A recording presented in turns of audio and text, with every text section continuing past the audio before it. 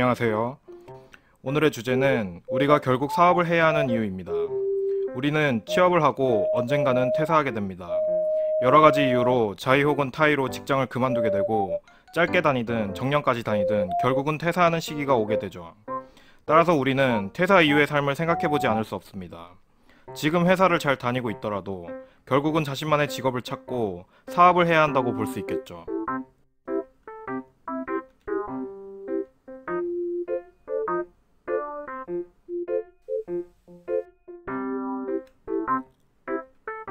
우리가 결국 사업을 해야 하는 이유는 첫째로 회사에 뼈를 묻지 못하기 때문입니다. 사장과 나는 근로계약으로 엮인 관계이지 가족이 아닙니다. 필요한 만큼만 쓰여지고 쓸모가 없어지거나 나이가 차면 언젠가 사업에서 제외될 운명이죠. 비정규직 계약직이라면 당연히 지속할 수 없습니다.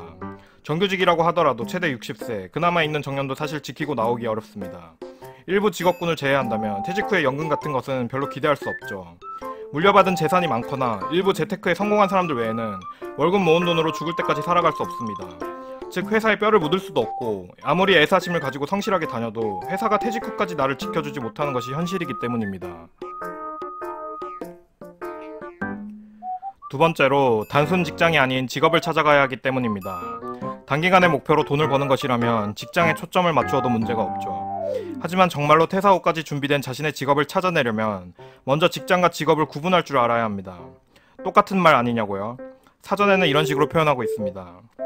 직장도 직업을 가지긴 하지만 결국은 그 장소를 뜻하는 것이고 직업은 자신의 일 그 자체를 말합니다.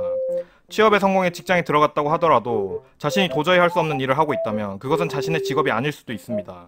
직장 내에서 버티지 못할 것이고 퇴사 이후에도 그 일은 할 수 없을 것이기 때문입니다. 현재 취업에 성공하여 안정적인 경제활동을 하고 있다 하더라도 그것이 영원하지는 않습니다. 현재의 보상이라는 것은 열심히 공부해서 직장에 들어갈 시험에 합격했다는 것과 회사에서 시키는 근로에 대한 대가를 받고 있을 뿐이지 진정한 의미에서 퇴사까지 고려한 직업을 찾은 건 아니기 때문입니다. 마치 군대의 병사들이 아무리 군인 정신을 가지고 열심히 일을 한다 하더라도 직업 군인이 아닌 것과 비슷한 케이스라고 볼 수 있습니다. 저의 사례를 들어보겠습니다.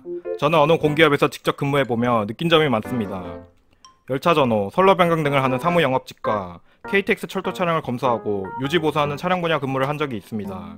기간제 근로자였지만 공기업 직원으로서 일을 했고 근무 환경이나 보람도 상당했기에 업무가 다소 위험할 때도 있지만 이곳이 진짜 내 직업이 될 수 있을지 진지한 고민도 해보았습니다. 하지만 철도라는 것은 퇴사 후 제가 생산 정비 시설을 갖추고 있는 것도 아니고 저만의 직업으로 동일한 사업을 하기엔 불가능한 한계가 명확했기 때문입니다. 즐겁고 자랑스럽게 일하긴 했지만 퇴사를 할 때 기름때와 먼지가 잔뜩 묻은 근무복을 보루로 쓰라고 기부를 하면서 이런 생각에 확신이 들기도 했습니다.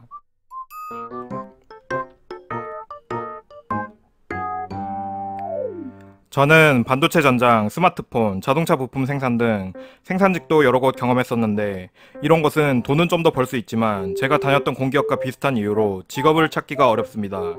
공장을 다니는 동안에는 직업이 보장되지만 자신이 배우고 익힌 기술은 정말 극히 일부분이고 무엇보다 생산시설을 일반적인 노동자가 갖추기엔 비용적으로 불가능하기 때문입니다. 이런 경우에는 그 직장에서 직업을 찾는다기보다는 상대적으로 사무직 등보다 급여가 높으므로 돈을 모으는 것에만 집중하는 편이 낫습니다.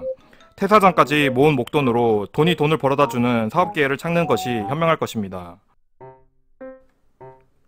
이렇게 특수한 공기업이나 일부 생산직을 제외하고 나머지 어지간한 직종은 직장을 다니는 동안에 퇴사 후에 자신의 직업을 조금씩이라도 찾아갈 수 있습니다.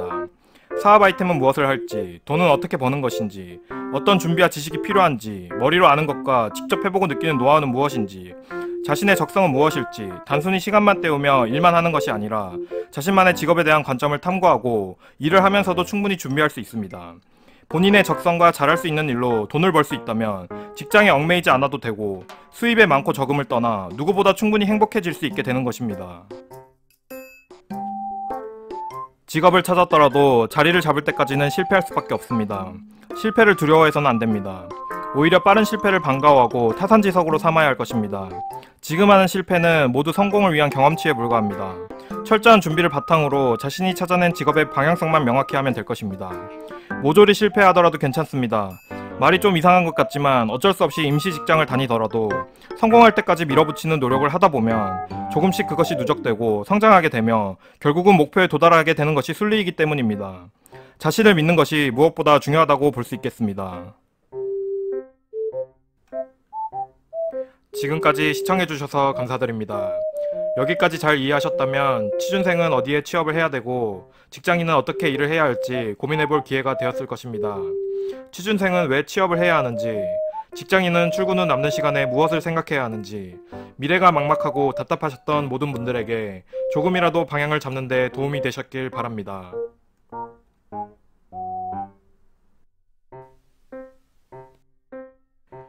여러분의 생각은 어떠신가요? 말 못하게 힘든 직장생활을 지혜롭게 해내는 여러분만의 노하우는 무엇인가요? 그리고 퇴사에 대한 준비와 생각은 어떠신가요? 여러분의 의견이 궁금합니다. 미래에 반드시 다가올 퇴사라는 현실 앞에 어떻게 대처하면 좋을지 여러분의 지혜로운 의견 자유롭게 남겨주시면 이 영상을 보시는 모든 분들에게 많은 도움이 될 것 같습니다. 영상이 좋으셨다면 구독과 좋아요, 알림 설정까지 한번 부탁드리겠습니다. 감사합니다.